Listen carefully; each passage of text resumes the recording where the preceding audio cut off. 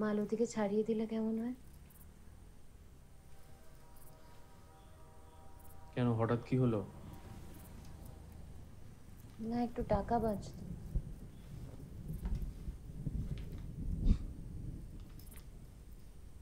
ওইটুকু টাকা বাঁচিয়ে লাভ নেই। কাজও তো করে না ঠিক করে। কোনো কাজের লোক তোমার মনের মতো কাজ করবে না। তাছাড়া তুমি কেন এসব নিয়ে ভাবছো বলো তো? শুয়ে পড়ো। বুলুবাবু কেন এসেছিলেন?